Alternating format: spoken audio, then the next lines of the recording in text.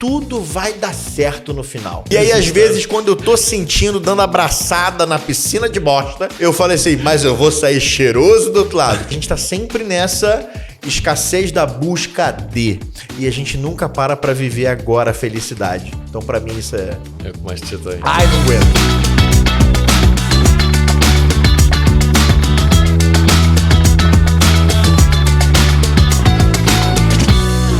Fábio, tudo bem? Tudo bem. Tudo jóia? Tudo beleza. Fábio, olha, muito obrigado por estares aqui. Podemos falar um bocadinho sobre a tua história, mas também sobre a felicidade nas empresas, não é? Ótimo. Olha, vamos ao início de tudo. Tu nasceste no Rio de Janeiro Rio de Janeiro, Rio de Janeiro, Rio de Janeiro. e vieste para aqui. Eu vim parar aqui, né? Olha, Rio de Janeiro, Brasil, estudaste medicina dentária, Sim. certo? Estou a falar bem até exatamente, aqui? Pronto, exatamente. sempre querias, era medicina dentária desde pequenino? Não, na vida, não. Na verdade, eu falo isso, que quando chegou a fase de escolher o que eu queria fazer, aí, o que você vai fazer? Aí eu fiquei, cara, eu quero ajudar pessoas. Quero ajudar pessoas. Aí a primeira coisa foi assim, medicina. Cara, você é médico, eu vou abrir as pessoas, eu vou salvar vidas. Aí eu fui ver a nota que precisava para medicina. No Brasil é separado medicina. Aí eu olhei a nota, era muito alta. Eu falei, eu acho que eu posso salvar vidas de outra maneira. Aí eu fui buscar outras opções. E aí eu acabei, cara, e foi assim, a minha dentista era legal. Eu falei, eu vou ser dentista, cara. Ela é legal. Eu gosto de ser legal. E foi assim. É engraçado como é que há decisões tão importantes na vida que às vezes são de pormenores. Exato. Né? E foi exatamente por isso. Eu estava na dúvida. Eu tive que ir na minha dentista para fazer uma destartarização. E aí eu estava conversando com ela. Eu falei, tá aí, cara. Você dentista, aí que legal. Ela trabalha aqui. É isso, eu vou ser dentista. Aí foi assim. E eu fiz lá a opção, fui. E é impressionante como, às vezes, nós não temos a real clareza de como escolher o que mas a gente é muito bom em correr atrás das coisas. Aí eu fui, fiz faculdade, fiz uma das melhores faculdades do país, passei em todas as disciplinas, me formei e aí depois vi que não era. Mas atuei como dentista durante 15 anos. Deixa-me só perguntar uma coisinha atrás, que é, os teus pais, o teu contexto familiar era ligado a alguma coisa? Não, meu pai era empresário e a minha mãe era servidora pública, era professora.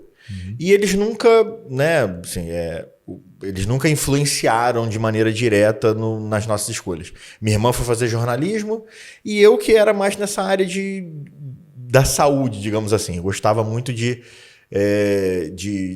conversar e Hoje eu percebo isso melhor, mas eu gostava muito de ajudar pessoas mesmo. Então, acabou que eu fui sendo direcionado, né, instintivamente para a área da saúde. E tu tornaste dentista, não é? Sim. Começaste a trabalhar e aí começaram os problemas. Então, aí eu me formei, aí eu fui para e eu adoro conversar, eu adoro falar, eu adoro me comunicar e eu fui ser dentista. E aí você fica trancado num consultório com uma pessoa que não pode falar contigo. É a agonia, porque... Só que mesmo assim a gente Ela fala. pode tentar. Não, então, mesmo assim, a gente fala, porque eu falo que dentista é bom que ele vai lá, ele abre a sua boca, bota um cano para sugar a sua saliva, ele enfia aquele rolinho de algodão lá dentro, aí depois ele, como é que foi o final de semana?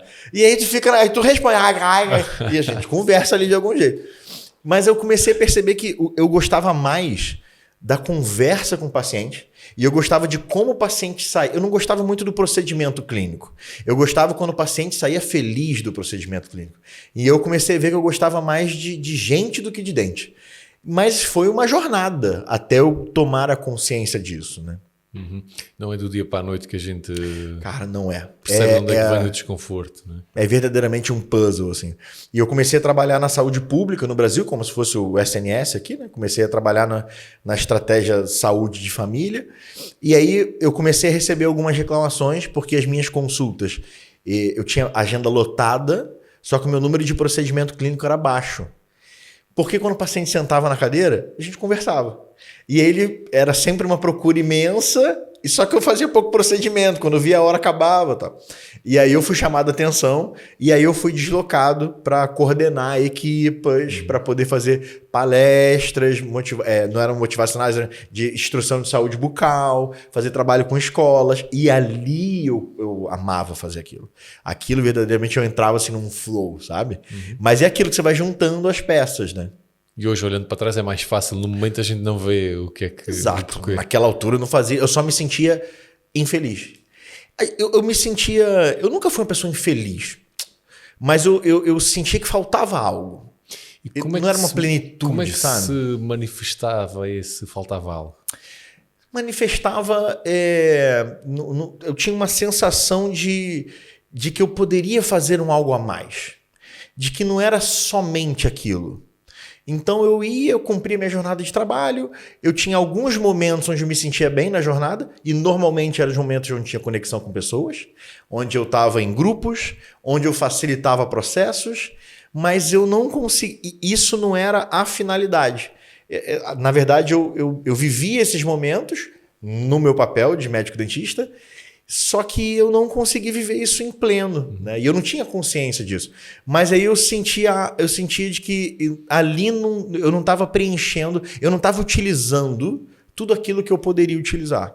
E isso foi aumentando cada vez mais, né? Só que é aquilo, eu também nunca parei de buscar. E eu nunca parei de experimentar. Então, uma coisa que acho que me ajudou muito em todo esse caminho... Nunca te resignaste a isto? Exato. Nunca. Eu falei assim, eu sempre tinha aquela sensação de não pode ser só isso. Mas eu também não ficava parado. Então comecei a experimentar muitas coisas. Então comecei a... Dá-me exemplos. Porque eu imagino de certeza que muita gente está a ouvir, está a sentir o que tu sentias. Então eu comecei a... Aí eu, por exemplo, eu era servidor público, né? Porque era médico dentista. Falei, cara, não é isso. E eu tinha vontade de coisas novas, de projetos, sempre me desafiar. Aí eu recebi um convite de um amigo para a gente abrir uma clínica, empreender. Eu falei, cara, é isso, vamos empreender. E aí eu adorei aquilo, de montar um negócio, de empreender e escolher e contratar pessoas. Só que aí depois eu comecei a ver que era muito chato também, né? Então, porque eu vi que aquele não era o propósito. Mas hoje eu tenho consciência, tudo aquilo que eu fiz veio somar para trazer na minha experiência em quem eu sou hoje. Então aquela parte burocrática do empresário me ajudou muito a crescer até chegar onde eu cheguei. Mas aí eu percebi que também não era ainda aquilo, mas nunca larguei nada, sempre fui e concluí. Então tivemos a clínica, 10 anos de negócio, mas eu comecei a perceber que era outra coisa. E aí eu fui fazer, então, vou fazer um curso de empreendedorismo. Eu sempre tive isso, sempre gostei de estudar, de me aprofundar, de nunca ficar raso nas informações. Então fui fazer um curso de empreendedorismo no Brasil, só que não era um curso de empreendedorismo que falava sobre gestão, ele falava sobre características comportamentais de empreendedores. É um curso da ONU. E eu fiquei encantado com aquilo. E um dos facilitadores fazia coach, ele era coach. Aí eu ouvi sobre a metodologia de coach. Então vou experimentar isso aí. E fui fazer certificação. E aí começa esse trajeto. Que aí, dentro da questão do coaching, eu comecei a trabalhar muito a questão do autoconhecimento, valores, e aí eu comecei a perceber a questão de, cara, quais habilidades que eu tenho? O que eu tenho que para mim, eu faço, e eu faço com facilidade, e me faz me sentir bem, e que as pessoas reconhecem. Eu comecei a tomar posse um pouco dessas coisas, e eu percebi essa facilidade de me comunicar. Estou a ouvir falar e estou a pensar, foste ganhando o teu próprio autoconhecimento pelo caminho, não é? E depois da gente trazer estas coisas à tona, pode-se fazer com elas o que entender. É aquilo que a gente, no começo da conversa, como é que eu escolhi a minha profissão? Cara, eu escolhi dessa maneira. Por quê? Porque eu nunca fui orientado a olhar para dentro e reconhecer o que eu tenho de capacidade e habilidade. E não só as técnicas. Esse é o grande desafio. Quando se fala em habilidade, normalmente a gente volta para as habilidades técnicas profissionais. Tá, mas eu nunca parei para pensar que assim, eu tenho uma baita habilidade de fazer sorrir. Eu tenho uma baita habilidade de ouvir pessoas. Eu tenho uma baita habilidade de contar histórias. Isso tudo é habilidade. Agora, que pode ser desenvolvida e devem ser desenvolvidas, mas eu nunca tomei posse de, nunca reconhecer isso. Muito pelo contrário. Eu ouvia coisas do tipo, você não pode ser muito brincalhão. É o engraçadinho. Agora você tem que levar as coisas a sério. Então eu nunca percebi isso como uma habilidade. Então, dentro desse processo de autoconhecimento, que eu acho que é fundamental para qualquer processo de transição e evolução, é a gente parar e olhar para dentro, né? E isso foi fundamental nessa minha transição. E tu às tantas decides sair do Rio de Janeiro e vir até Lisboa, Cascais especificamente, não é? Foi a tua primeira paragem? Foi. Quando eu cheguei em Portugal, eu fiquei logo, nos primeiros meses eu fiquei em Cascais. E porque é que decidiste fazer essa mudança, que é familiar, é profissional, é tudo, não, uma mudança muito grande, né? Exato. Porquê que ela acontece?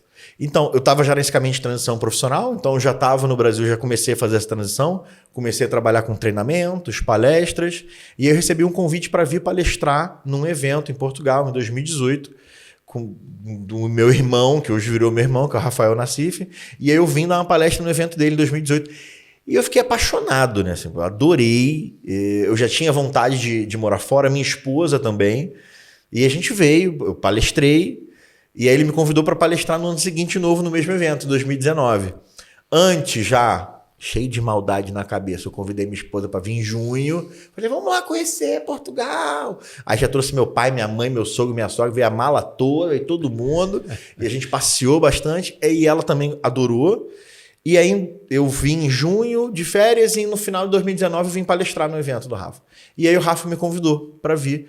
Cara, não quer vir para ficar com a gente aqui no Instituto? E aí eu vim. Então, só que em 2020 vem a pandemia e era quando eu ia vir. Então eu fiquei trabalhando online e aí em 2021 eu venho, ainda na pandemia, mas eu já venho presencial e já desde então tô cá em Portugal.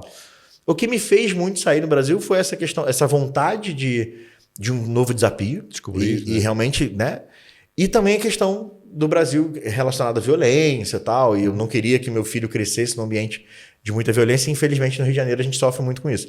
Então foi um juntar de coisas e o aceitar correr riscos, sabe? Olha, e aqui agora uma parte que eu acho que pode ser engraçada, sei que há 2 ou 3 palavras, há muitas palavras que em português e brasileiro não significam exatamente a mesma coisa. E eu sei que tu tens aí 2 ou 3 episódios, contas-me assim ou dois. De vez em quando eu passo umas vergonhas dessa, né? De vez em quando. A primeira que eu passei foi logo no aeroporto, né? Quando eu chego no aeroporto, e aí eu entrego o passaporte na imigração, a rapaz de imigração sério, assim, ele, boa tarde, eu falei, boa tarde. Aí ele, qual o seu nome? Eu falei, Fábio. Aí ele, qual o seu apelido? E eu fiquei quieto. Por quê? Porque no Brasil, apelido é o que você chama aqui de alcunha. Uhum. E lá é sobrenome. Aí ele, qual o seu apelido? Aí eu falei, eu não tenho apelido. Ele, tens que ter um apelido. Eu falei, não tem, mas tem que ter um apelido. Eu falei, mas eu não tenho. Eu falei, ó, bota aí então Binho. Meu pai me chamava de Binho. E aí ele começou a rir. Aí a pessoa do lado assim, não, é sobrenome. Eu falei, ninguém se explica, a gente não entende. Então esse foi o primeiro que eu passei. E a segunda que eu passei, acho que foi a maior de todas, que eu fui comprar um presente de aniversário pro meu filho. E aí fui com a minha esposa no shopping e a gente comprou um caminhão do bombeiro. E aí, um caminhãozão bonito. E o que acontece? Quando a gente foi embrulhar o presente, porque no Brasil a gente não embrulha o presente normalmente. O presente já vem embrulhado. Aí chegou aqui já teve esse desafio. Ó, não, tem que embrulhar lá. Eu falei, meu Deus, não sei embrulhar presente. Então, do papel, exato. Não é isso, aí eu fui, peguei, aí dobra papel pra cá, dobra papel pra lá e cola pra cá, não sei o quê. E aí quando tá tudo dobradinho, aí tinha que colar aquilo. E eu não tava encontrando ali como colar. Aí eu fui com a minha esposa, aquela caixa, o nome, fomos lá no caixa falar com a moça da recepção. Lotado, véspera de Natal, cheia, a loja lotada. Aí eu virei pra você, com licença, senhora. E ela nada, meu. Senhora. Aí eu, senhora! Eu olhou ela e a loja toda, né? Todo mundo me olhou. Falei, por favor, a senhora tem um durex para mim, por favor? E aí quando eu fiz isso, todo mundo ficou em silêncio. Ela olhou para mim e falou assim, não vendemos isso cá. Eu falei, não, mas eu não quero comprar não, eu quero só que a senhora me empreste, vou emprestar, me empresta, eu vou usar com a minha esposa e já devolvo. Aí que eu vi a cara todo mundo, que eu fiquei imaginando aquela senhora. O que ela imaginou, o que ela visualizou, né? Eu usar com a minha esposa e devolver. Ou seja, dar uma lavada básica e devolver para ela.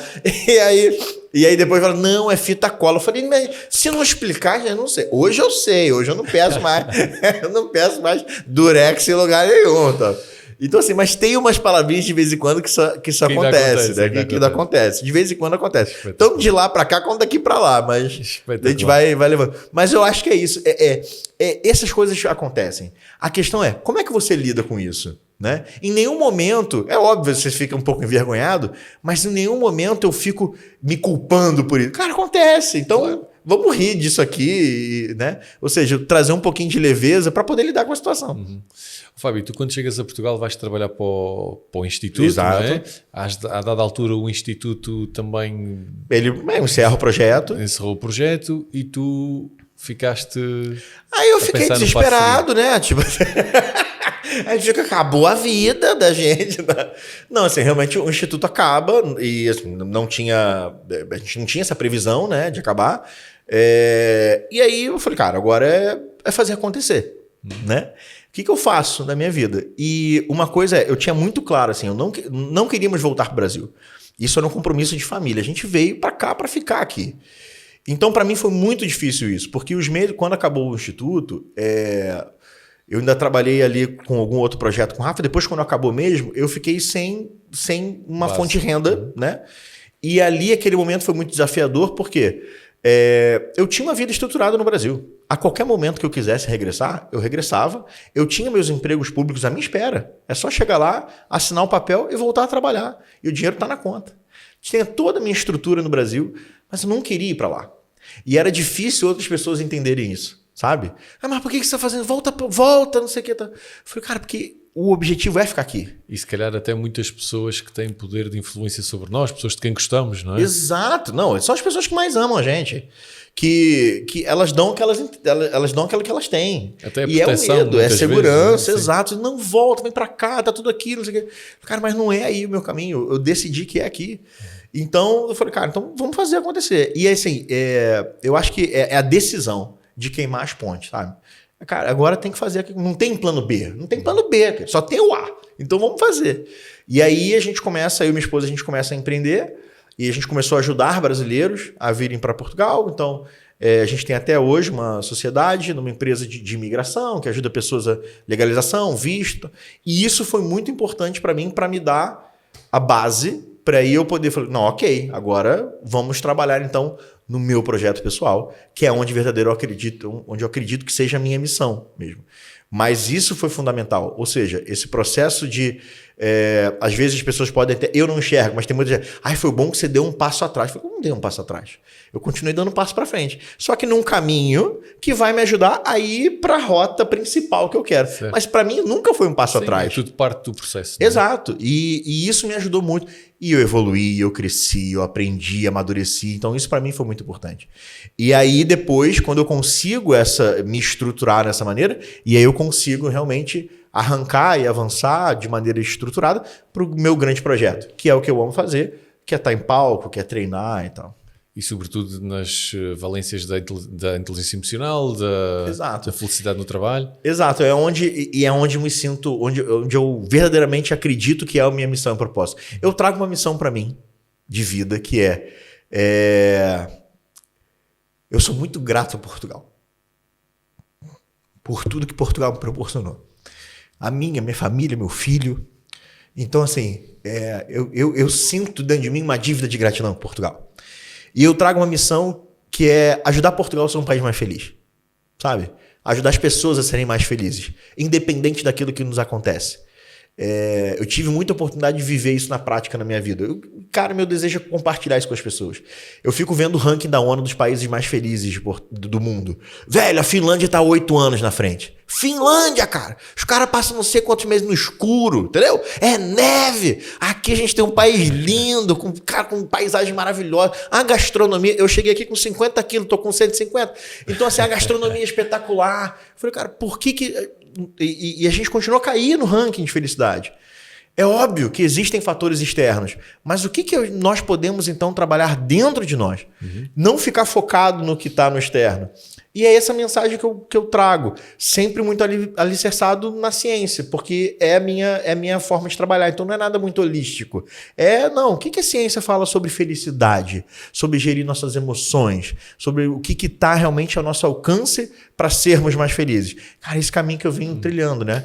E isso era uma das coisas que também te queria perguntar, que é tu de certeza que já apanhaste muita gente, quer nas empresas onde vais, quer só no café, no amigo do amigo que fala contigo, que a malta não está preenchida a 100%, não é bem aquilo, mas a malta também não muda, não procura. O que é que se diz a essas pessoas que não, por uma razão ou outra, deixam-se estar? Estás a gostar deste episódio do podcast? Então não percas os livros Faz Acontecer Volta ao Mundo e Faz Acontecer Portugal, com mais histórias de gente altamente inspiradora que muito faz acontecer. Eu acho que a gente vive uma cultura de escassez. Nós somos meio que doutrinados, adestrados a sempre buscar algo. Nós precisamos encontrar esse algo. E a gente vive essa coisa da meta, do propósito, e sempre nessa busca. Só que e a busca da felicidade. Só que isso, a ciência também comprova o quanto isso é prejudicial para sermos felizes. Porque a gente nunca consegue parar e avaliar com calma, ser grato pelo que a gente já tem, honrar tudo aquilo que a gente conquistou. Uma coisa que muitos sempre... mas você não se arrepende de ter abandonado a odontologia? Eu não abandonei a odontologia. Eu honrei a medicina dentária, onde ela me trouxe, o que faz parte de mim. Eu vou ser para sempre médico dentista. Não vou atender na cadeira, mas esse conhecimento está sempre dentro de mim. E me fez chegar... Aprendi muito atendendo pacientes. Aprendi muito fazendo cirurgia, saber lidar com o medo das pessoas. E isso eu aprendi muito. Então eu não abandonei, eu só segui um outro rumo. Isso tudo faz parte da minha história. Então as pessoas às vezes têm esse medo, está muito baseado nessa escassez. Eu não posso trocar de emprego agora, eu vou arriscar agora nessa altura da minha vida. Então, às vezes a gente tem uma pressão muito grande que vem da sociedade, eu compro essa pressão e jogo para dentro de mim. E aí eu fico nesse dilema de eu tenho medo de arriscar, mas eu também estou infeliz onde eu estou, e a pessoa vai levando. Então o que a gente muitas vezes vê, infelizmente, são pessoas que morreram aos 30 e vão ser enterradas aos 90. É isso. Então, ou seja, param de sonhar, param de arriscar, param de viver. E eu acho que a gente tem que se permitir mais. Acho que essa é a grande chave, né? E tu, no início, quando estavas a contar a tua própria história, eu estava a pensar que realmente o não parar de procurar, seja a estudar, seja a ver, seja o atirar-se para a frente, traz às vezes o possível caminho, não é? Traz a solução que a gente até pode não estar a ver hoje. Exato. Quantas coisas eu fiz. Eu terminei, eu fiz a faculdade, aí eu passei para o concurso público, depois eu abri empresa, depois de abrir empresa eu fiz o curso de coaching, depois eu fiz um curso para trabalhar com casais. Cara, eu vou ajudar casais, e aí eu vou fazer coaching para casais. Primeira sessão de coaching casal, nunca mais eu trabalho com casal na vida, não é isso para mim não quero. Mas precisaste... Mas eu fui lá e passei. Aí depois nossa, você lida super bem com jovens, você é divertido. Aí eu fiz um curso sobre orientação vocacional, vou ajudar os jovens a escolherem o caminho profissional. Fui primeiro a trabalhar com os adolescentes. Não gostei. Falei, cara, não é isso. Eu gosto de estar com jovens, mas essa orientação eu não sirvo, não é a minha melhor maneira de servir. Posso até fazer. A gente pode fazer muita coisa. Mas não quer dizer que aquele seja o nosso caminho. Só que se eu não experimento, se eu não me permito, se eu não conheço, eu vou ficar sempre no campo do e se. Meu pai sempre falava uma coisa, cara, experimenta. Se não for, vai. Agora, se você ficar sempre com esse si na cabeça, você nunca vai conseguir ser feliz. E se tu olhas para isso na perspectiva que falavas há bocado, que é, isto foi algo que me levou a outras coisas, esta competência ficou sempre comigo. Exato. E pode ser útil num pormenor qualquer mais à frente. Exato. Por exemplo, todos esses cursos que eu tirei, tudo isso que eu estudei, por exemplo, para casais, o quanto me ajuda hoje? Cara, quando eu vou dar uma palestra na empresa, quando eu falo sobre felicidade, eu não acredito. A gente usa o termo felicidade organizacional, mas eu não acredito. Felicidade é felicidade. Quando você entra numa empresa, você vai trabalhar, você não deixa os seus problemas lá fora. Não. Você, não, aqui você é feliz, lá você... Não, a gente tem que saber criar, gerir a nossa felicidade onde quer que a gente esteja.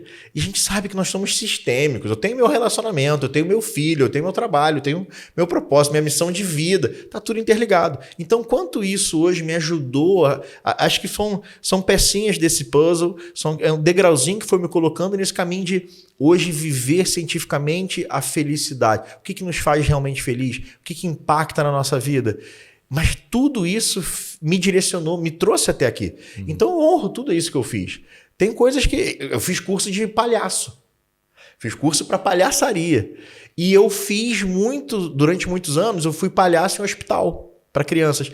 Cara, o quanto isso me ajuda hoje em dia. O quanto isso me enriqueceu com histórias incríveis e o quanto isso me ajuda, às vezes, numa conversa, numa apresentação, numa palestra. Ou seja, nós somos um todo.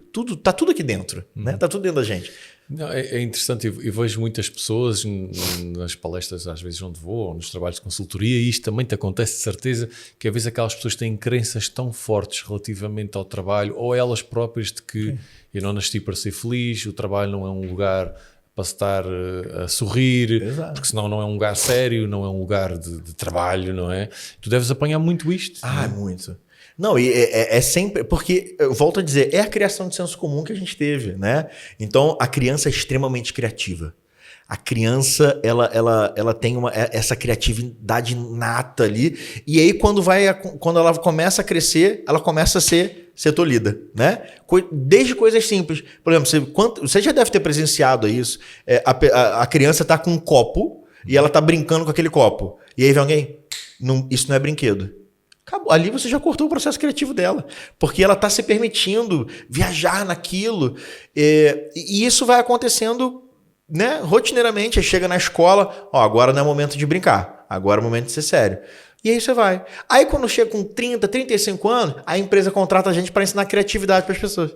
Por quê? Porque não foi permitido. Ou seja, viver essa criatividade, viver a ludicidade, o quanto a gente está bem, quando a gente está sorrindo, quando a gente está feliz, ali que a gente é criativo. Só que as empresas continuam, muitas ainda, a trabalhar na base da cobrança, do medo, e quer que as pessoas sejam criativas, ou seja, completamente ao contrário, né? Uhum. Então, eu gosto muito daquele... Sabe aquele filme do... Eu não sei como é que o nome aqui em português, não sei se é o mesmo nome, Monstros S.A.? Então... como é que eles baseavam aquilo? Era no medo, né? Então a criança assustava, tinha energia. E aí eles descobrem que o riso dá muito mais energia. Cara, exatamente assim nas empresas. Só que tem muita empresa que continua baseada no susto. É no grito. Ei, pronto. Aí, e fica assim, você mandando embora. Olha a meta. E quer que produza. Não vai produzir. Não é sustentável isso, sabe? Então quanto mais a gente permitir se divertir, ser criativo, ser leve, ali que a gente consegue nosso potencial, né? Uhum. Fábio, tu hoje em dia fazes palestras em empresas, formações, mas o teu próprio processo de palestras e formações não começou onde está hoje, não Sim, é? Não, de forma alguma. Como é que foi esse início? Que dificuldades é que encontraste? No Brasil eu já tinha começado a dar palestras, né? Então, eu já estava começando ali a dar palestras em eventos, em empresas, fazendo alguns treinamentos. E aí, quando surge essa oportunidade de vir para Portugal. E eu falei, cara, então vamos. E aí eu vim para Portugal... E comecei no Instituto, o Instituto já tinha começado o trabalho, então já tinha um público, já tinham alunos, e isso me facilitou o processo ali de entender mais a cultura portuguesa, os portugueses, como é que eu criava minhas conexões na palestra. Foi uma porta de entrada. Foi uma excelente porta de entrada, né? Conheci você através disso. Em 2018, foi o primeiro evento do Rafa que eu vim palestrar. Você que estava, você tá aí. A gente foi conversar e bater um papo. Ou seja, nossa primeira conversa foi nesse evento. E foi incrível, tá? Então foi excelente esse caminho. Só que depois, quando o Instituto termina e eu começo por conta própria, vem as crenças, vem as cobranças. Cara, e agora? Agora eu tô sozinho. E agora, como é que eu vou fazer? E eu não vou fazer. E hoje, essa semana eu conversava com um amigo. Quando a corda tá no pescoço, eu não consigo ser criativo. Quando eu tenho que pagar as coisas ali, eu não consigo ser criativo, eu tô muito baseado no medo e eu não consigo... Muito pressionado. Muito pressionado. E aí o caminho que eu escolhi fazer foi, então deixa eu tirar eu não posso estar num cenário de desespero. E aí que de repente alguma pessoa que eu dei um passo atrás, não, eu fiz uma estratégia para me estruturar, para aí sim eu poder seguir o caminho que eu quero. Que eu entendo que esse caminho da palestra, do treinamento, é um caminho que eu tenho que construir, tem que ser construído, não é da noite para o dia. E a gente está numa sociedade muito das coisas exponenciais, digitais, mas a realidade não é essa, né? Então, assim, construir uma carreira de palestrante... Cara, você hoje é incrível, mas quantos anos você constrói isso? E aí, então, nesse trajeto que eu comecei a parar e investir... E, cara, eu não posso deixar de falar que até te encontrar também e o grande apoio que você me deu, né? Através da mentoria, esse entender como eu poderia trilhar esse caminho profissional como palestrante. E eu acho que isso fez a grande diferença. Quando eu decidi, é isso que eu quero. Porque senão, se não está muito claro o que você quer, aparecem várias oportunidades de você fazer várias coisas. Isso. É o que aqui? Você pode fazer tudo. Ah, não, vou dar um curso aqui de falar em público. Ah, não, vou fazer um curso aqui de criatividade. Ah, eu vou fazer uma... Ok, você pode fazer. Mas é esse o caminho. Não estava me levando... As coisas que eu fazia não estavam a me levar exatamente para onde eu queria. Temos que ter uma certeza interior grande, não é? Exato. Para as coisas depois... Exato. E eu sempre tive essa clareza, assim. Era isso... Faltava eu definir, cara. Eu quero ser orador. Eu quero ser palestrante e eu quero dar e fazer treinamento para as empresas. É isso que eu quero. Eu quero impactar a felicidade em Portugal, mas o meu caminho, onde eu escolhi, é através das empresas. Para ajudar as pessoas a serem mais felizes, onde elas trabalham. E aí quando isso ficou claro, e aí eu fiz contato com você, falei, cara, Tem que ser agora.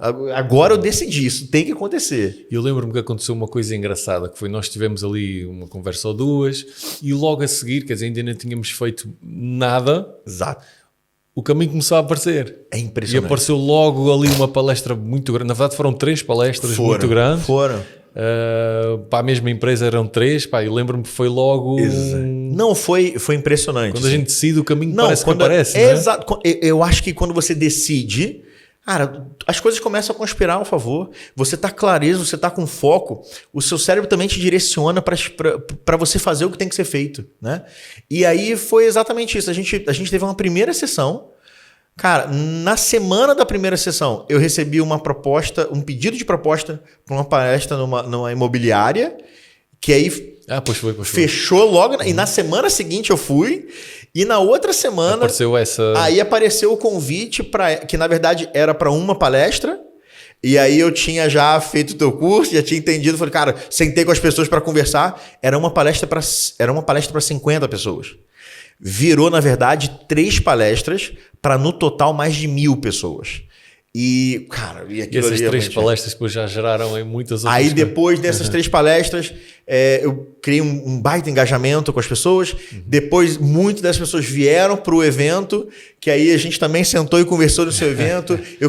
E aí eu estava deslumbrado. Eu acho que isso é a importância também de ter clareza, saber o que você quer, o foco, mas é importante também você ter bons mentores. Porque acho que é buscar essa experiência de quem já trilhou um caminho, né? E isso fez a diferença para mim. É porque tu muito rapidamente tens acesso a conhecimento, a pormenores, exato, que te fazem toda a diferença e que tu vais demorar se calhar 10 anos a entendê-los. Exato. Mas isto seja nas palestras, seja noutra coisa seja qualquer outro campo. Eu acho que pessoas que já alcançaram resultado, já trilharam o caminho, e, cara, muitas delas estão dispostas a fazer isso ali. Então, assim, e foi incrível, porque eu lembro que quando eu saí de lá, falei, cara, eu vou fazer uma palestra por mês, gratuita, eu vou chamar todo mundo. Aí é ótimo que você sempre... Claro. Mas veja bem. Porque assim, mais ou menos, eu deixei de falar. Exato. Não cortou em nenhum momento minha vibração. Eu tava feliz. Vou fazer uma no Porto. Eu vou fazer em Braga. Eu vou não sei o quê. Eu vou rodar mais. Aí, ótimo, muito bem. Mas aí, se o seu objetivo é esse, você não acredita que eu falei, pô, é verdade. Né? E foi exatamente isso. Quem está do outro lado está dizendo, pá, como é que eu lhe vou dizer? Exato. Assim? E foi exatamente isso, sabe? Então, e as coisas correram. E até chegar o evento, né? Então, o Happiness and Leadership Summit. Cara, que pra mim foi um ponto de viragem. Tu juntaste 500 pessoas? Cara, foram 400 pessoas, mais voluntários, mais participantes. Certo. Cara, acho que deram ali quase 500 pessoas. Lembro-me que até conseguiste juntar também muita comida para exato. Ou seja, um evento sem fins lucrativos. Exato, a gente fez a doação para o Banco Alimentar de Lisboa, né, para o Fundo Emergencial, que era uma coisa que eu sempre gostei de fazer, e eu acho que tudo tem que girar através de um gesto concreto, sabe? De propagar o bem, a felicidade. Então isso foi... Cara, para mim foi um ponto de viragem aquilo ali. Eu lembro-me que tinhas um monte de oradores absolutamente espetaculares, não é? Aquilo era quase o desfile de estrelas ali. E para o ano já há data. Já tem data. Então foi exatamente isso. Eu fiquei muito feliz e muito honrado por... E o feedback que eu tenho recebido até hoje do evento era isso. Foi um evento muito genuíno. E eu falei, porque eu acho que eu não vejo outra forma de fazer. Mas foi giro porque tu puxaste empresas, puxaste felicidade individual, puxaste felicidade de casal, tinha tudo ali. Eu acho que porque assim, eu queria... O grande pilar eram 2 pilares do evento, felicidade e liderança. Porque eu acredito, né, que a gente precisa falar mais sobre felicidade e isso tem que ser co-construído. Eu tinha a professora Helena Marujo, que é, cara, PhD e referência mundial em felicidade, como teve o caso da Dorália, que fazia a limpeza dos banheiros, que eu fiz questão de convidá-la para subir no palco e impactou também de maneira tremenda. Ou seja, todos nós construímos aquele processo de felicidade ali juntos. Eu fiz questão o cartaz, tinha um monte de gente incrível, né? Você, Paulo Moreira, tinha um monte de galera incrível aqui. E aí eu falei, e aí primeira vez quando me mandaram o cartaz assim, meu cabeção na frente e todo mundo pequenininho atrás. Eu falei, o que é isso? Não, é partidão. Eu falei, não, senhor, eu quero todo mundo pequenininho, quero todo mundo juntinho ali, porque tá todo mundo co-criando isso. Então, e aí botamos todos ali iguais. Aí também teve um estrategista de marketing que falou assim, nossa, e como é que você vai fazer a área VIP? Quanto é que você vai cobrar? Eu falei, cara, todo mundo aqui é VIP, velho, não tem essa não. É todo mundo igual, vamos todo mundo sentar igual. Porque eu não acredito nessas coisas, sabe? Tá tudo bem, é estratégia de cada um. Não tô aqui para recriminar ninguém. Mas para mim não faz sentido, sabe? Então, e eu queria que fosse um evento realmente para trabalharmos, co-construirmos, partilharmos sobre a felicidade e sobre liderança, porque eu sei o quanto a liderança tem um papel fundamental em impactar positivamente, seja na parentalidade, seja no relacionamento conjugal, seja na religião, seja no voluntariado, ou seja, o papel da liderança levar esse bem-estar.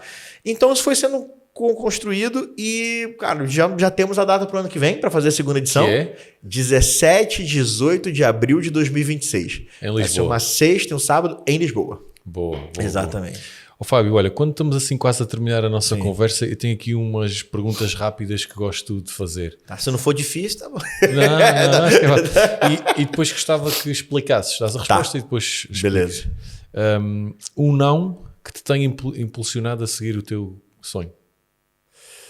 Um não que tenha me impulsionado. Eu acho que o fim do Instituto foi um grande não que me impulsionou. Que na hora me deu um desespero. Mas se não fosse através disso não, talvez eu nunca tivesse dado os passos que eu dei. Então, eu acho que esse foi um grande não que eu recebi que me colocou na direção do que eu quero construir. E um sim que te tenha impulsionado no caminho do sonho? Eu vou falar que o último sim marcante que eu tive, que foi no final do Happiness and Leadership Summit, fazer a ligação para minha mãe e poder levá-la para o palco através do telemóvel e vê-la, fazer com que ela pudesse ver tudo aquilo, perceber tudo aquilo, e ela dizer que parabéns, o quanto eu tô orgulhosa. Cara, isso me fez me dar é uma força, assim, cara, é uma força incrível, uma força incrível. O conselho mais estranho que tu já recebeste na tua carreira? Um conselho mais estranho. Meu pai era um cara muito otimista, né? E eu lembro uma vez que alguma coisa que eu fiz que eu me senti muito mal, que não deu certo.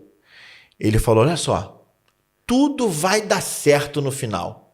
Se você nadar numa piscina de bosta, você sai do outro lado cheiroso. Cara, eu não sei o que isso quer dizer, mas eu fiquei com isso pra minha vida, sabe? E aí, às vezes, quando eu tô sentindo, dando abraçada na piscina de bosta, que de vez em quando eu nado lá, não tem jeito, eu falei assim, mas eu vou sair cheiroso do outro lado. Cara, que ao menos me faz dar um sorriso. Isso já me deixa impactado. Então, assim, eu sempre guardo essa do meu pai. Espetáculo. E o que é que te dizem sobre felicidade que mais te irrita? Que felicidade quando eu vejo todo mundo colocar que felicidade é um ponto a ser alcançado, né?